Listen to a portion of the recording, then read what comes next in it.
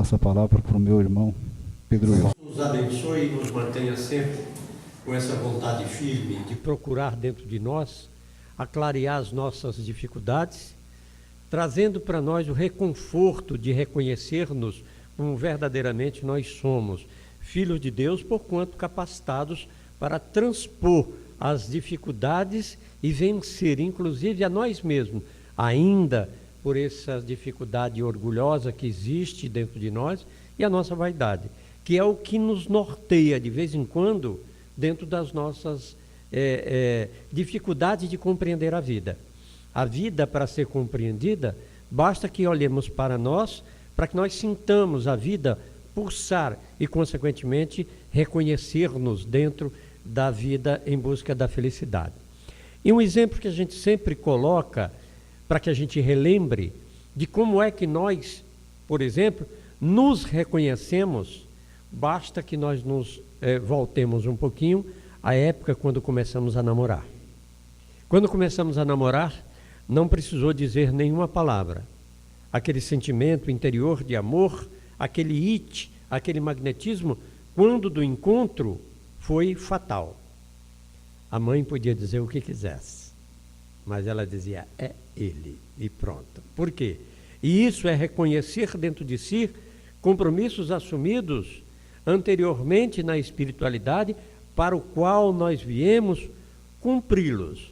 Não exatamente dentro da íntegra, dado ainda as nossas dificuldades de nos compreendermos, mas pelo menos cumprirmos nos parâmetros de que nós somos capazes. Aqui e ali um escorrego, aqui e ali uma dificuldade, isso é absolutamente normal. Mas quando desistimos de alguma coisa, na verdade nós desistimos de nós mesmos. Por exemplo, quando temos uma dificuldade com alguém e de repente olhamos de que não adianta discutir com aquele alguém, porque aquele alguém não compreende, na verdade a incompreensão é nossa e a desistência é nossa.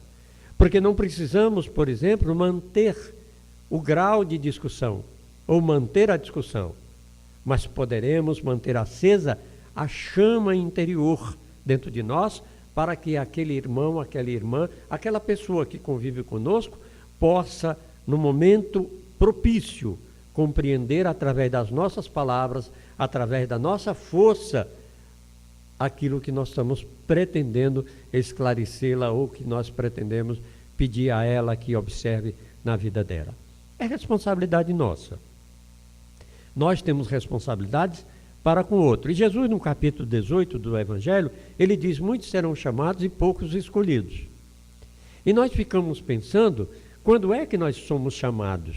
Em que instante nós somos chamados? E por que somente poucos são escolhidos? É uma dificuldade que a gente precisa entender. Difícil de entender. Somos chamados a todo instante e todo momento. Somos chamados no momento das divergências que mantemos nos nossos lares. Somos chamados nos momentos das divergências que no trabalho ou qualquer outro ambiente, no trânsito principalmente, quando nos defrontamos com uma situação, às vezes alheia à nossa vontade, às vezes alheia à nossa vontade.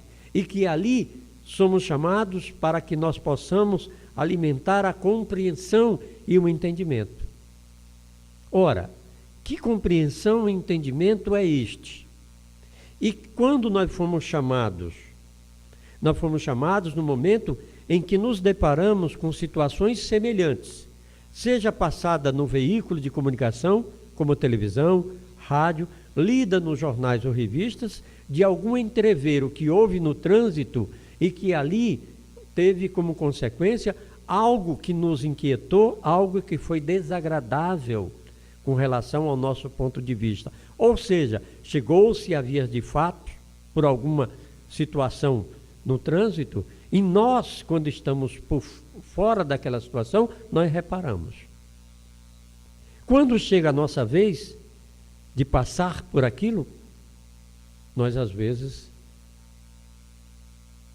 cometemos o mesmo desatino, cometemos o mesmo erro, mas fomos chamados lá atrás. Em todo momento das nossas vidas, seja nos nossos lares, por exemplo, quando nós entramos em entreveiro dentro do lar com a esposa, com o esposo, gera em nós uma inquietação, gera em nós um constrangimento, gera em nós um sofrimento, uma tristeza, causando com isso, às vezes, momentos desagradáveis dentro do nosso lar, que muitas vezes deixamos de nos falar um com o outro, em função de tudo aquilo. Revivemos isso periodicamente. Já aprendemos da primeira vez, quando do primeiro entreveiro, nos sentimos assim. Poderíamos agora ser escolhidos, evitando, por exemplo, uma nova contrapartida.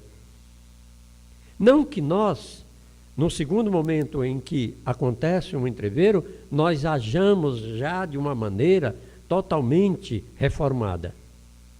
Mas pelo menos nas palavras, nas atitudes, sejamos menos intenso ou carreguemos menos no sentimento, quando nós estamos no entreveiro.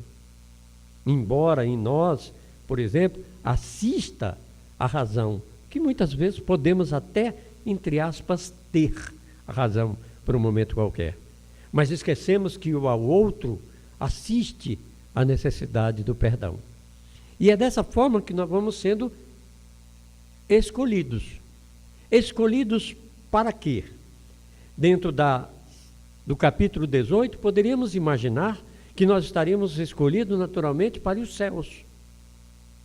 Ou então, no nosso caso espírita, que a gente é danado, né? A gente perdeu o céu, deixou de ser espírita, porque deixamos de ser católico, passamos a ser espírita, vou falar de mim, né? Catolicista, arrumamos o céu, eu fiquei satisfeito. Eu digo, pelo menos eu tenho o nosso lar. Antigamente não tinha, né? Naquela época tinha um céu para me deliciar, né? Então, agora temos o nosso lar, mas escolhidos num sentido de pretendermos ou vivermos a felicidade sob o ponto de vista mais agradável.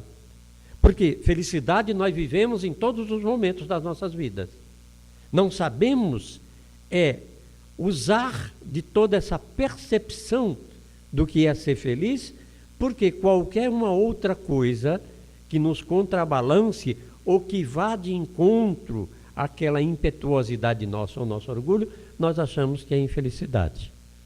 Qualquer coisa, uma palavra de alguém, uma atitude de alguém com relação a nós às vezes nos arvoramos naquela nossa tirania trazida, ou aquela prepotência trazida da onde? Dos arquétipos do nosso interior, ainda das reminiscências de um passado vivido, relembrado, porque àquela hora nós fomos cobrados para agir de uma maneira diferente, porque nós já temos alguma condição. E como espíritas, muito mais ainda. É preciso que nós entendamos o nosso papel como espírita, ou seja, como cristão. Porque a doutrina espírita nada mais é do que o cristianismo redivivo. O cristianismo puro, quando Jesus nos trouxe. Que aos poucos ele foi ganhando, o cristianismo, rótulos, instituições, cargos, tudo isso, e foi perdendo aquela singeleza, aquela beleza de que Jesus nos trouxe. E o Espiritismo, Kardec, quando trouxe a notícia dos Espíritos, traz para nós tudo isso. Perdão. Por exemplo, nós poderemos ver pessoas tendo atitudes diferentes. E perguntamos por quê? Ora, ele pode, mas tu não, porque tu já sabe. Vou dar um exemplo para que nós possamos entender, muitas vezes, as nossas dificuldades.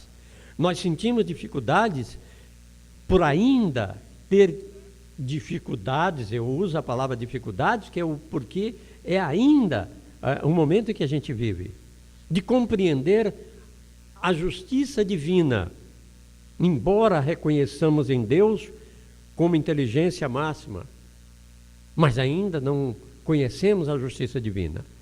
Quando nos deparamos, por exemplo, com uma atitude cometida por alguém, sem entrar no mérito e sem julgamento, ou melhor dizendo, sem crítica, que nós podemos até fazer um julgamento no sentido de esclarecer-nos ou compararmos algo que possa nos melhorar, porque isso nós podemos fazer, esse tipo de julgamento nós podemos fazer sem crítica acerba. Porque quando, por exemplo, você vai comprar um tomate na feira, você pega o tomate para ver se está bom, você está julgando, certo? E vai levar o melhor. O animal não julga por quê? Porque é destituído da razão, mas nós temos razão. Não um julgamento em que deprecia ou diminui alguém, e diminua alguém. Mas então, diante de uma situação em que nós estamos vendo alguém cometendo certas situações contrárias à lei natural, no que diz respeito à lei civil, como essas, entre aspas, falcatruas ou esse tipo de corrupção, como nós encaramos isso muitas vezes? Nós encaramos com sofrimento atroz. Nós olhamos e nos perguntamos como pode alguém, com todo o conhecimento que uma pessoa dessa tem, cometer esse tipo de atitude? E aí, muitas vezes desejamos a ele ou a eles, todo o mal possível que a gente pode desejar. E, inclusive, o qualificamos de uma maneira pejorativa. Aí nós nos perguntamos, por que ele age dessa maneira? Melhor dizendo, se nós perguntarmos a ele o porquê dele estar fazendo aquilo, certamente ele vai dizer de que ele está fazendo o que é certo. Mas para nós, não enxergamos assim. Mas ele está fazendo o que é certo segundo o entendimento dele. Por quê? Falta a ele esses filtros ou essas oportunidades que nós estamos tendo, como nesta casa, aquele filtro que fará com que, no momento em que nós nos encontrarmos em uma situação em que temos que decidir, esses filtros então reagem de amor, de caridade, de ternura, em que os ensinamentos de Jesus trazem nós, que os Espíritos trazem para nós, o que fará com que contrabalance e nós tenhamos a felicidade de escolher uma situação melhorada para não nos comprometermos ou não comprometer a encarnação em que nós estamos agora. Portanto, a postura do cristão, no sentido de julgar e condenar, no sentido pejorativo da própria palavra, no sentido de julgamento, porque quando nós julgamos de uma forma pejorativa, nós nos colocamos acima do outro. E quem pode julgar? Só Deus. Só Deus pode julgar. E qual é o nosso papel? Já escolhido que somos, ou chamados que somos, porque no momento em que nós nos deparamos com uma situação como esta, evidentemente que não foi por acaso, não é por acaso que nós estamos vivendo num mundo em que essas coisas parecem claras à nossa vista. Vamos melhorar para que a gente possa entender. Suponhamos que duas pessoas possam ver uma mesma cena degradante. Uma pode não se incomodar, achar absolutamente normal, e a outra pode se indignar. Esta que acha tudo absolutamente normal é porque ainda convive com aquela situação e para ela é normal. Vou dar um exemplo, não um exemplo correto, mas só para que nós possamos entender, figurativo, para que nós possamos entender. Não é como verdade que ocorra lá, mas só para que nós possamos entender. Uma bala perdida em determinados lugares do Rio de Janeiro nem assusta, né? Passou aqui, subiando. O que é? Uma balinha perdida, né? Balinha perdida. Mas para aquelas pessoas que não têm esse hábito, meu Deus do céu, a guerra que nós vimos agora, você viu como estava, aqueles bombas, tudo, e as pessoas ali, andando, conversando e tudo, porque já se habituaram com aquela situação. Então, veja, todo esse julgamento que muitas vezes nós fazemos é por falta ainda de confiança e fé, e de ainda não compreender a justiça divina. Vocês acham, por exemplo, de que aquela atitude prejudicial, em tese, que é, mas eu estou dizendo em tese porque cada uma tem as suas nuances e que nós não conhecemos, mas ficaria por isso mesmo? Seria desconhecer a lei divina. E nós somos os eros e vezeiros desse adágio, não somos? Quando nos concitam ao perdão, o que nós dizemos? Eu perdoo, mas a justiça há de ser cumprida, divina. Não é assim? Eu entrego a Deus. Não é assim? Isso denota o nosso conhecimento exato da lei divina, já aprendida em todos os momentos das encarnações anteriores. Só ainda não foi vivida e sentida por nós, para que nós possamos ter confiança. E é essa dificuldade que a gente tem de compreender a justiça divina que nos leva, por exemplo, ao desconforto dentro dos nossos lares. Porque quando estamos no entreveiro com os nossos maridos, com as nossas esposas, que os maridos a gente muitas vezes denomina de traste, né? Que é complicado, não é não? Né? Quando nós estamos envolvidos, nós esquecemos disso. Esquecemos de que a nossa união foi fruto de combinação entre nós. E que nós combinamos que renunciaríamos ao nosso orgulho, à nossa vaidade. Renunciaremos, inclusive, a nós mesmos, com o propósito, veja, com o propósito de ajudar o outro. E o outro também fez a mesma, esteve na mesma situação de renunciar em nosso benefício. E por que isso às vezes não acontece? Ou na maioria das vezes não acontece? Porque nosso orgulho, a nossa vaidade, sempre às vezes se sobrepõe e nós nos esquecemos. Mas você pode dizer assim, tudo bem, seu Pedro, mas na hora do entreveiro a coisa é difícil. Claro que é difícil. Claro que é difícil. São provas que você passa por elas para que você possa aprender. Mas você também aprendeu, nós, por exemplo, de que nós não somos desamparados. Nós aprendemos que nós temos um anjo de guarda, não aprendemos? Eu vou falar de mim. Catolicista já sabia que tinha um anjo de guarda. Eu, por exemplo, eu rezava para o anjo de guarda para passar de ano. É verdade. Eu imaginava que ele faria a prova por mim. Isso eu estou sendo bastante sincero. Era assim que eu imaginava. Estudar que era bom era por mim, né? Era difícil, né? E eu me entregava a ele, né? E pior, passava e não agradecia também. Não agradecia. Então nós conhecemos, sabemos desde quando pequeno, de que nós temos um anjo de guarda. Mas não utilizamos a ele. Não pedimos a ele.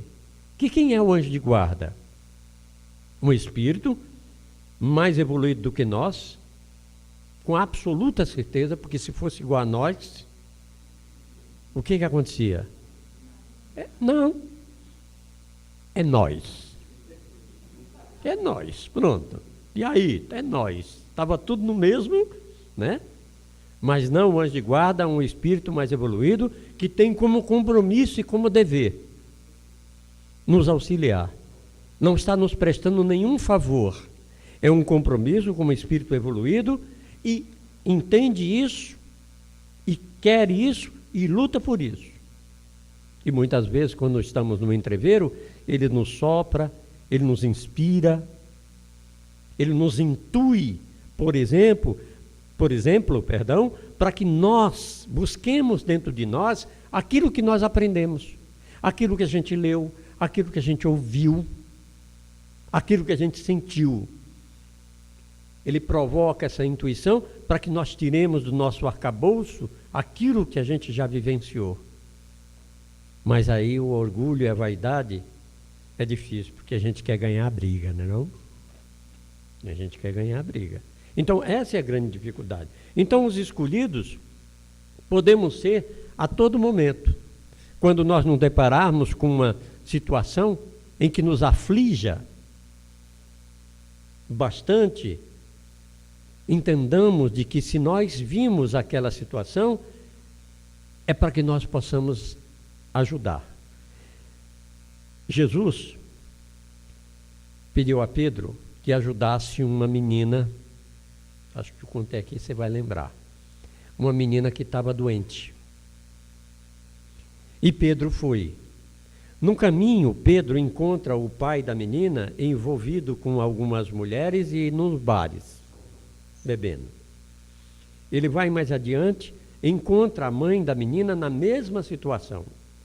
Ao adentrar a casa da menina, na sala, se depara com o filho surrupiando o cofre do pai. Quando chega na alcova, no quarto onde a menina está, ela o recebe com grosserias, com 7 pedras na mão. Pedro então retorna, correndo esbaforido, pôs toda a força na corrida, porque a gente é assim, para contar essas coisas, né não? A gente adora, né? Se fosse coisa boa, a gente ainda demorava, tomava um café, né? Mas fofoca a gente adora, né não? E ele correu. Quando se chegou a Jesus, ele disse: Jesus, aconteceu isso. Aumentou um pouquinho, né? Porque se não aumentar não tem graça, né? Aumentou um pouquinho. Quando ele terminou de falar, Jesus virou para ele e disse: mas Pedro, eu pedi só para você ajudar. Só isso. E nós nos encontramos muitas vezes em situações como estas. Mesmo dentro dos nossos lares, quando os compromissos foram assumidos perante a minha esposa, o meu esposo, na espiritualidade, de nos tratarmos de uma forma digna no sentido espiritual, para que nós pudéssemos alcançar o progresso nesta encarnação, foi só pedido isto. Lembre-se que Chico, quando começou a tarefa com Emmanuel disse 3 coisas somente eu preciso: disciplina, disciplina e disciplina.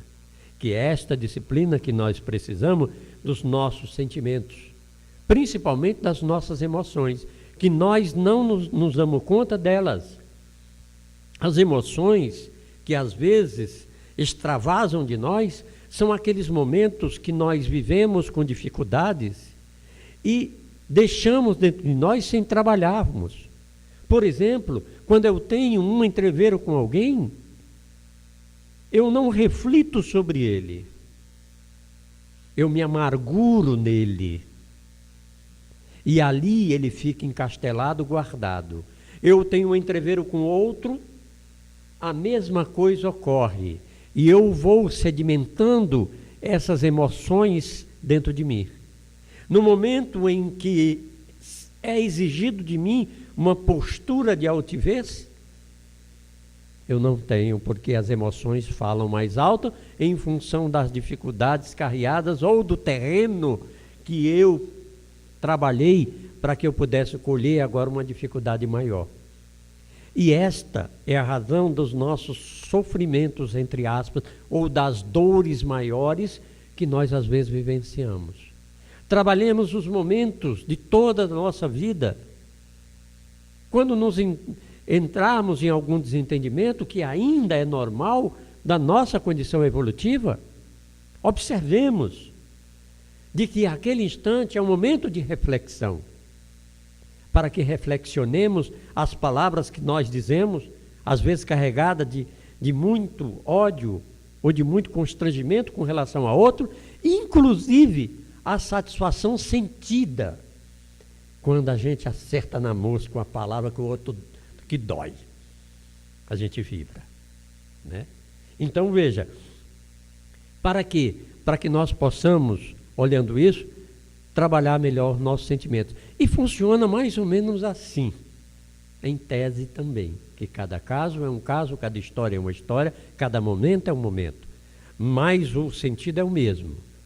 Suponhamos que eu tenha tido um entrevero com alguém, forte, duro, saímos sentido, raivosos. Se eu, por exemplo, depois desse momento, eu tiver uma fagulha, mínima que seja, de arrependimento de tuas palavras, com certeza, pela misericórdia do Pai e pelo processo, aqui a gente abre um aspas, pelo processo da justiça divina. Justiça divina não no sentido de trazer justiça como nós entendemos no campo penal, no campo civil, mas justiça divina no sentido de progresso. A justiça divina, ela sempre opera para o nosso melhoramento.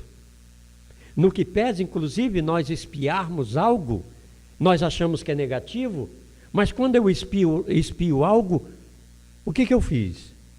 Paguei. Não é assim? E não é bom pagar o carnezão da Casa Bahia? A última folha, né? Dá um alívio, não dá não? Até o próximo, mas esse aqui já foi. Não dá um alívio? Então, expiar é no sentido sempre positivo. Porquanto, se eu tiver esse rasgo, essa nesguinha de arrependimento, logo serei escolhido para refazer esse caminho com relação a outra pessoa. Entramos no mesmo entrevero. E se eu ali plasmei aquele arrependimento e tiver uma conduta diferente daquela primeira em que eu me engalfinhei e agora perdoei, eu passei por um momento, dei um salto de qualidade no meu processo de melhoramento, da minha recondução para aquele outro. Por exemplo, eu me engalfinhei com ele, primeira vez, saí dolorido, depois com ela eu tive essa dificuldade, mas eu me refiz, me redimi, perdoando, não entrando em atrito. Veja, quando eu tive essa atitude, pelo processo natural dos fluidos de sintonia, porque quando eu me engalfinhei com ele, eu me liguei sintonicamente a ele. Ele sentirá esse momento de eu com ela, em que eu cresci. E a ele, dentro dele, reanimará toda aquela vontade de não me reconhecer como inimigo ou de se preparar para o perdão. Por isso que Jesus diz, reconcilia-te com o adversário enquanto estás com ele. E aí, no momento que eu me encontro com ele, que eu for me desculpar, ele está preparado para desculpar. Percebe a nosso crescimento como é feito por nós? Nós mesmos trabalhamos o nosso melhoramento? Se eu dentro do lar, por exemplo, discutir com a minha mulher, com o meu marido, quebramos o pau feio, mas se um deles renunciar a esse orgulho, a essa vaidade e buscar a compreensão, com absoluta certeza irá conseguir. Com absoluta certeza. E Pedro nos diz isso, o apóstolo, quando ele fala, o amor cobre a multidão de pecados. Ele nos diz isso. Por quê? Pode, num primeiro momento, não haver essa reciprocidade do nosso marido na nossa esposa, mas com absoluta certeza, quando o amor ele é exercido, o outro sentirá dentro dele a vontade de ser amado e a vontade de amar. Nós, de vez em quando, nós sentimos uma felicidade incontida sem saber de onde vem, não é verdade? O que é isso?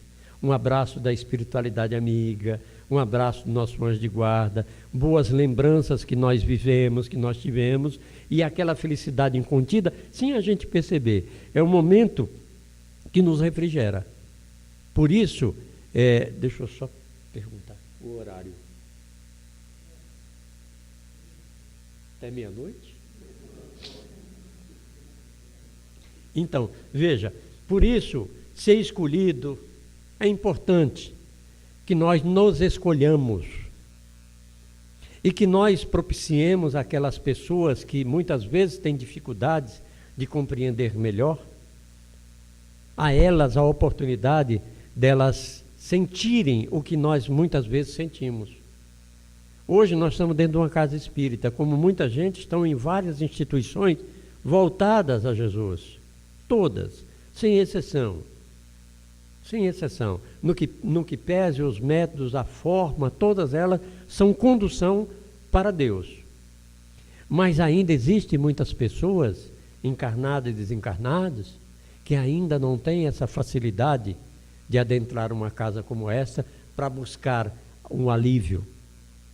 E as nossas preces, quando estamos aqui, que muitas vezes faz uma prece inicial, né? No início do trabalho. O que nós entendemos? Muitas vezes nós entendemos que a prece é para iniciar o trabalho, para que a gente possa se ligar à espiritualidade. A gente entende assim, mas é muito mais do que isso. Essas preces que nós fazemos, esses fluidos salutares que estão sendo emitidos, são colhidos pela espiritualidade para auxiliar e ajudar aos encarnados e desencarnados que ainda têm muita dificuldade de compreender e entender o que é o amor. Só para que nós possamos entender como funciona todo esse processo da lei divina e como funciona esse momento de prece, momento de reunião.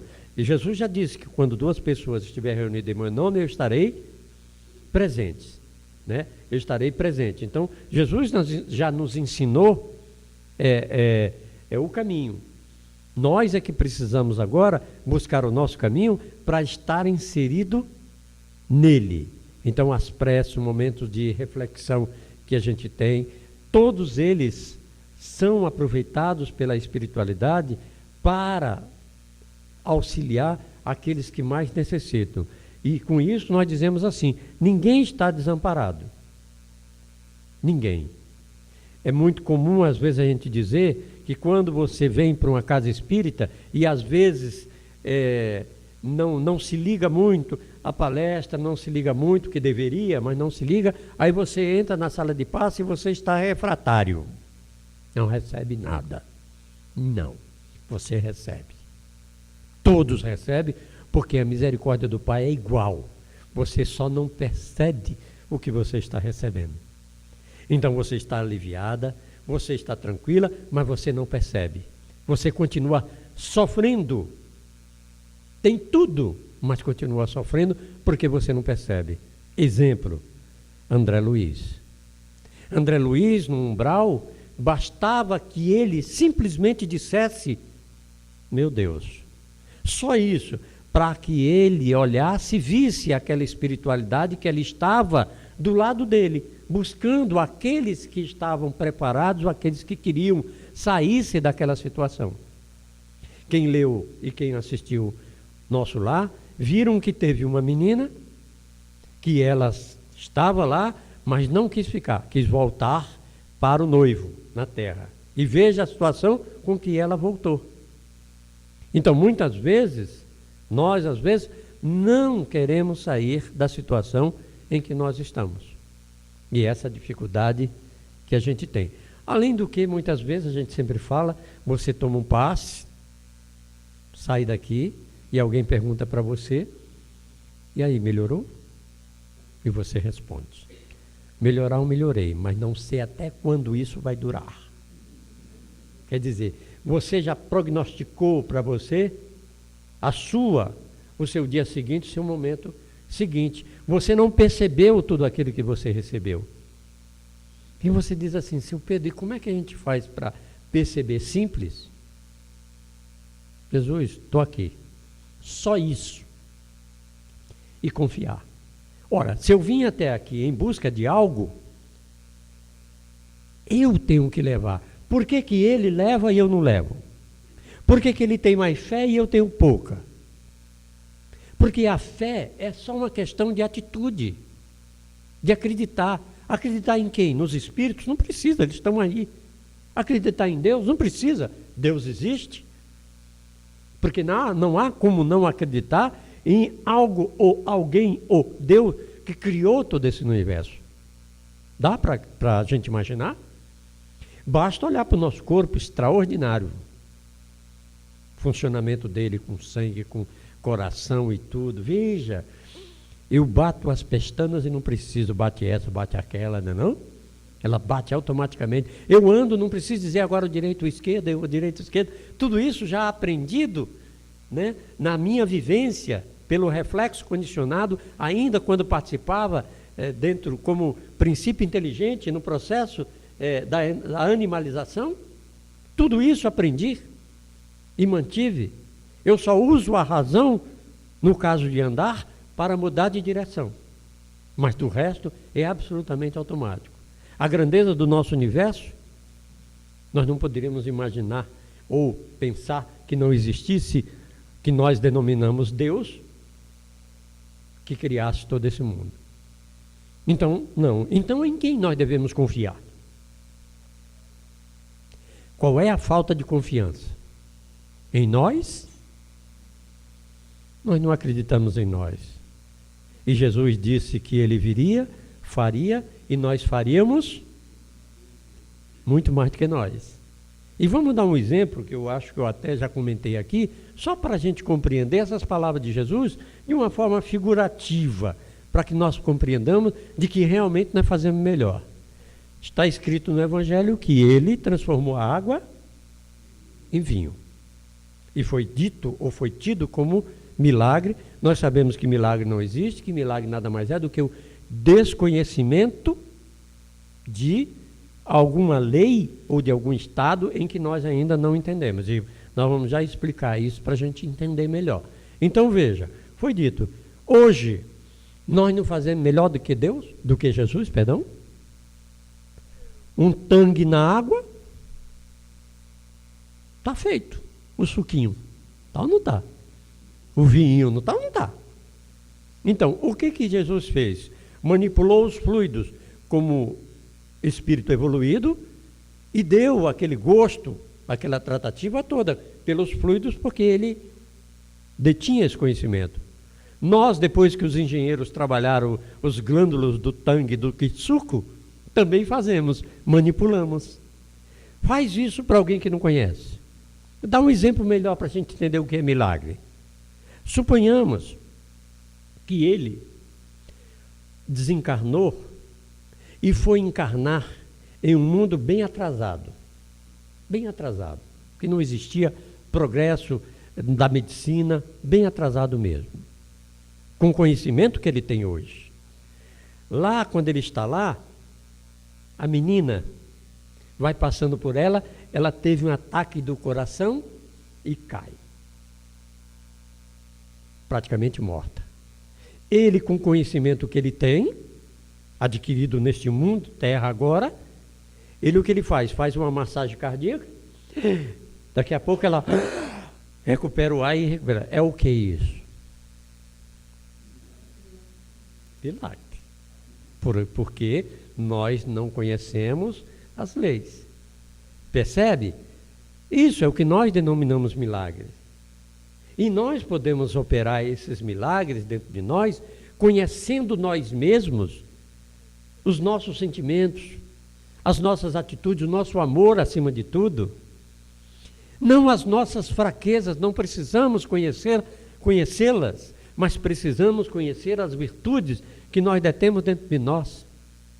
Que nós somos capazes, por exemplo, de transformar tudo dentro dos nossos lares, transformar aquele momento beligerante, em um momento de harmonização, sem muito trabalho. Basta que nós nos liguemos a Jesus. Sem muito trabalho. O traste pode ser ruim que for, mas se você trabalhar em Jesus, ele será beneficiado E aí, quando Pedro diz que o amor cobra a multidão de pecado, que não há quem resista ao amor, porque é um sentimento que contagia. O ódio não é contagiante, o ódio é desequilibrante. Porque o ódio, quando nós temos esse tipo de sentimento, que ele carrega o ambiente, ele se afiniza ainda com os resquícios de ódio que existe dentro de nós, experienciado em encarnações anteriores. Mas o amor não. O amor é inovador. Ele renova, ele inova, ele fortalece. Ele abafa aqueles resquícios emocionais que muitas vezes nós estamos ali trabalhando. Não precisa muito. Basta quando você vai se desentender com alguém e alguém te pede desculpa. Não desarma. A gente vai rodar a baiana. Mas quando chega lá, alguém pede desculpa por aquilo, aí você sai constrangida, não sai? Mas eu pego ela da próxima vez. Não é assim? Por quê? Porque o amor é essa forma de trabalhar. E o amor não é mais do que a proposta nossa de viver feliz. Quem não quer viver feliz? Todos nós. Ou tem alguém que quer viver infeliz? Nós às vezes gostamos, não é não? Nós gostamos porque a infelicidade dá ibope. Dá ibope. Né? Se você pergunta para alguém como alguém está, se ela diz que está bem, tem graça nenhuma. Você não pergunta nem por que ela está bem, pergunta. Mas se ela disser que está ruim, até nós puxa a cadeira para escutar, né? Não que ninguém. Nós estamos também filhos de Deus. Percebe? Então, essa vivência, muitas vezes, que nós colocamos, da insatisfação nossa, faz com que a gente se habitue pela falta de atenção e pela falta de atitude nossa de agir de uma forma proativa em relação ao amor, em relação ao bem. Isso é que nós temos dificuldades, para que nós possamos ser escolhidos e para que nós possamos viver feliz.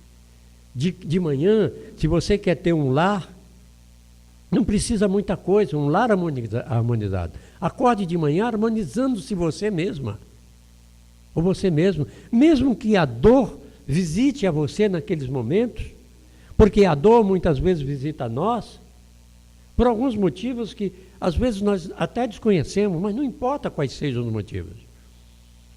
Mas ela não será responsável pela minha atuação com relação a outro. Porque às vezes quando a gente está dolorido, a gente maltrata o outro. E pior, põe a culpa no outro. Sempre põe a culpa no outro. Então, ao acordar de manhã, diga para você, como a gente sempre fala, fale, eu sou feliz. Como é que você está? Estou otimamente bem. Que a gente às vezes, como a gente também diz e costuma dizer, a gente não diz que está feliz com medo de inveja. É ou não é? É. Mas como nós falamos agora há pouco, não precisa ficar com esse medo, porque ninguém vai perguntar por que você está bem e feliz. O mínimo que pode acontecer é ela comentar com a outra amiga e dizer, fulana pensa que está por cima da carne seca. Né? Por quê? Que nós esperamos que resposta? Sempre uma resposta contrita, uma resposta complicada. E então diga, comece por você, acorde de manhã, diga que você é a pessoa mais feliz do mundo. Isso não é egoísmo. Não é. Às vezes a gente não fala porque diz, não, não, isso é uma atitude inclusivista. Porque quando você age assim, você levanta o teu amor, você age de maneira diferente. E com isso inclui todo mundo. E todo mundo se contagia nessa atitude. Que bom quando você levanta com um sorriso, porque quando nós levantamos com carranca, na maioria das vezes perdemos a oportunidade de ouvir dos nossos filhos uma palavra de amor, ou um beijo no rosto, por exemplo, dos nossos filhos que correm, mas vê você carrancudo, vai chegar a você de que jeito? Ele não é besta, né? Ele corre, quando chega aqui, vê daquele jeito, ele dá a volta. Opa! Não dá, vai sobrar para mim. Né? E você perde essa oportunidade. E perde uma oportunidade, por exemplo, de reconhecer que a vida é maravilhosa para ser vivida. E que um voo de um beija-flor, por exemplo, é extraordinário. E quando você está ensimesmada, constrangida, entristecida, você sequer pode olhar, pode vislumbrar toda essa coisa maravilhosa. Você não consegue vislumbrar o progresso que existe. Você só vê a poluição. Você só vê o trânsito engarrafado. Mas você não vê as pessoas que muitas vezes, diante daquelas dificuldades que ela tem, lutando com a sua própria dificuldade dentro de um ônibus e tudo, você olhar e ver aqueles espíritos ali por uma dificuldade qualquer, movimentando-se em busca do seu progresso espiritual. A gente só vê isso dentro da casa espírita, porque aqui todos nós somos bonzinhos, né, não? É tão verdade isso que a minha mulher disse que vai abrir um centro lá em casa. Só para eu ser bonzinho o tempo todo. Percebe? Então, vivenciar a felicidade, ser cristão, ser escolhido, é buscar em si mesmo o resultado de você mesmo. Esse resultado que você é, criatura, criado por Deus, portanto, detentora de todas as virtudes, de amor, de paciência. Tudo isso você tem, aguardando só a atitude de você querer ser. E não precisa muito, como dizemos, da felicidade, é só dizer eu sou feliz. Eu estou bem. Como você está? Estou bem. Aquela dorzinha que porventura você possa estar sentindo, muitas vezes levada como um sentido ruim, é um aviso muitas vezes de que nós precisamos prestar atenção um pouco mais à nossa saúde, ao nosso bom estado. E que com certeza, se nós alimentarmos um pensamento de amor, de harmonização, essa dor, ela passará sem que a gente possa ter todo aquele constrangimento. Porque, na verdade, as dores que nós sentimos, nós potencializamos. A gente não gosta de sentir dor. Não é? E a gente potencializa. Mas passou. Qualquer coisa deixa a gente constrangida de nós mesmos. Portanto, liberte esse seu eu. Faça com que você preste atenção em você mesma. Não se importe que o traste muitas vezes está complicado. Às vezes ele está na dele, mas ele ressurgirá. Ele ressurgirá no momento propício. E como há uma combinação entre marido e mulher, sempre não há o acaso. Agradeça sempre, Deus, o traste que você tem. Porque Ele é o caminho para que você possa se melhorar. E você é o caminho para que Ele possa se melhorar. Porque normalmente nós fazemos diferente. Na primeira dificuldade, o que a gente diz? Blasfema contra Deus e já diz logo, meu Deus, o que eu fiz para merecer uma coisa dessa? Né? Pois é, mas essa coisa não é um merecimento no sentido de coisa ruim, mas sim um merecimento no sentido de melhorar a sua condição. Porque você já imaginou, se eu tenho dificuldade, sou uma pessoa ainda com uma série de dificuldades, uma tranqueira mesmo, se eu casar com uma mulher ou com um marido que passe a mão na minha cabeça, pronto, estou perdido.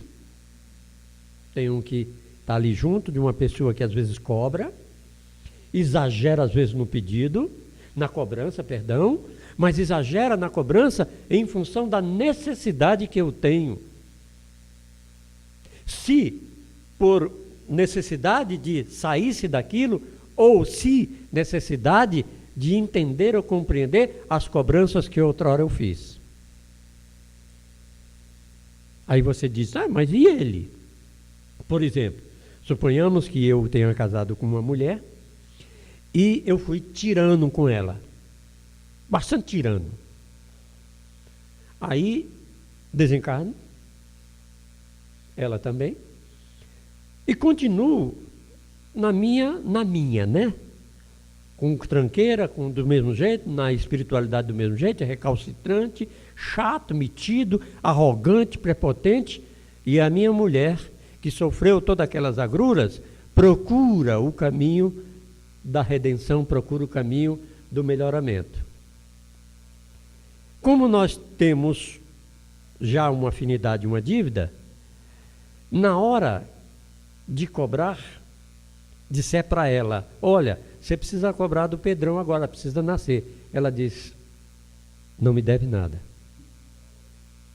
Não me deve nada. Eu perdoo. Porque ela não precisa mais disso, ela já suplantou. Ela já entendeu, compreendeu, me perdoou. Aí você diz, e o Pedrão? Como fica? Zerado? Não. Eu vou desposar numa encarnação posterior um traste que se compraza com os meus sentimentos. E aí vou passar por aquela tirania para quê? Como castigo? Não. Para aprender a dor causada a outro, porque eu não consegui aprender, mesmo tendo a oportunidade de arrependimento e tudo, na espiritualidade ou até em outras encarnações, mas eu tenho que passar por ela para eu sentir e poder avaliar que aquele tipo de comportamento é um comportamento ruim e que não deve ser feito, quando eu não procuro o meu entendimento, a minha compreensão de maneira amorosa. Não que, mesmo que eu procure, que eu não tenha oportunidade de ressarcimento. Terei. Aí vamos dizer, fui tirano, me melhorei. Aí você diz, e aí apaga tudo, zera tudo? Aqui a gente abre um parênteses, só um minuto, a gente abre um parênteses, que era assim que eu me sentia. Na época catolicista, lá no Ceará, sou cearense, hein? Pois é, lá, eu quando me confessava e comungava, eu me achava zerado. Me achava zerado. Então, se eu fui tirano, você diz, bom, tudo bem, apagou tudo? Não. Se eu me melhorei, procurei entender, compreender a tirania, o procedimento ruim que eu tive, eu reencarnarei para passar por aquela situação para que eu possa compreender. Mas eu virei como uma pessoa que sentirei tudo aquilo tranquilo. Mas se eu não fizer isso, passarei por aquela situação revoltado. Aí na mesa com os amigos, ou mulher ou homem, eu sempre vou dizer, minha mulher, aquilo como é que a gente chama? É a dona encrenca. Dona encrenca, ou é o traste, ou tudo, e não percebo que aquela revolta toda que eu tenho é pela minha deseducação, de não compreender e entender do meu processo de melhoramento na vida. Então, para a gente encerrar, é assim. Então, a justiça divina, ela sempre trabalha em benefício de nós, sempre. E que nós não devemos nos preocupar,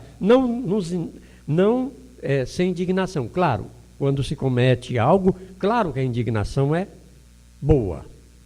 Mas o sofrimento, quando ele bate, quando eu vivo aquilo que ele está fazendo e dou e me revolto, por que eu me revolto? A gente já pensou por que a gente vê uma cena, por exemplo, um crime hediondo, a gente se revolta? Porque ainda há resquícios dessa ingratidão, dessa coisa dentro de mim. Porque se eu tivesse já passado dessa fase, eu estaria trabalhando pela justiça. Então, aquele sentimento de justiça traz isso. E outra coisa importante, para que nós possamos entender das nossas orações e dos nossos procedimentos bons em relação a essas pessoas, esses criminosos, por exemplo, que cometem crimes hediondos, são espíritos ainda em busca do caminho. Não fazem isso por maldade. Fazem isso por ignorância, por ainda ignorar a lei do amor. Porque para amar você precisa sentir o amor. Então são como crianças na fase infantil, ainda buscando o seu caminho. E a nossa importância é tão grande nesse processo que vamos dar um exemplo para a gente compreender como nós somos importantes. Suponhamos que eu, um espírito complicado, renasço nessa encarnação com o propósito de passar pelas provas dessa selvageria primitiva existente dentro de mim, do bateu, levou. Eu ainda preexiste em mim aquele sentimento da primitividade, de cometer crimes, essas coisas. Nasço agora na condição de buscar passar pela prova para vencer essa dificuldade. Abre-se um parênteses. Ninguém nasce para matar, viu? Ninguém nasce criminoso, viu? Entendido? O que faz com que nós ajamos dessa maneira é o nosso livre arbítrio. Mas eu peço a Deus para ser, né, submetido àquela prova. Aí eu venho e tenho um entreveiro com Ele. Nesta hora, quando eu tenho um entreveiro, faço valer toda aquela primitividade, qual o clima ou a estrutura fluídica perispiritual, a atmosfera fluídica que vige, por exemplo, ainda na Terra. 7 bilhões, mais ou menos, um pouquinho mais, mas vamos arredondar, de espíritos encarnados. Emmanuel nos diz que nós temos por volta de 5 vezes, 3 a 5 vezes. Vamos ficar com 5 vezes. 5 vezes 7, 35. 35 bilhões de espíritos desencarnados na crosta da Terra. Com mais 7 bilhões agora, 42 bilhões. Que tipo de pensamentos reina na sua boa parte? Tudo tranqueira, não é não? Esse clima é que está aí. Eu, hábito de me melhorar, tento, mas envolto nessa atmosfera fluídica, tenho dificuldade de vencer, muitas vezes, essa minha impetuosidade primitiva. Não que essa atmosfera seja a responsável. A responsabilidade é minha e eu nasço nesse ambiente exatamente pelas dificuldades que eu ainda sinto. Porque eu preciso ter força para mudar. Se nós oramos, melhoramos o nosso patamar fluídico no sentido de bom, naturalmente essas pessoas são beneficiadas. A gente sabe que as flores, as plantas, com músicas suaves, elas desenvolvem com facilidade, com melhor, não é assim? Então, para a gente encerrar, já falei 2 vezes, né? Esse é o procedimento para que nós sejamos escolhidos, sempre confiante naquilo que a gente tem, agradecendo a Deus tudo, traste, tudo, a sogra também, agradeça tudo que você tem, para que você se faça merecedor de você mesmo e você possa ser percebida por você mesma. Se você não se perceber, você passa pela vida e não vê a vida. Perceba você, a grandeza que você é, o amor que você tem. Quando você perceber isso, você vai ver que você é capaz de tudo. E que todas as coisas que ocorrem ao seu lado, você pode ajudar. Você pode compreender, inclusive, que é o ponto principal que nós precisamos. É tão bom compreender uma atitude insensata de alguém, quando a gente sabe que aquele alguém momentaneamente está desequilibrado harmonicamente por um motivo ou motivo outro, não importa qual seja o motivo, que há o nosso estado natural mesmo, nosso espírito, é sempre de amor e sempre de bondade. Então hajamos com esse amor e essa bondade que existe dentro de nós para que a gente possa alcançar a felicidade. Que Jesus nos abençoe.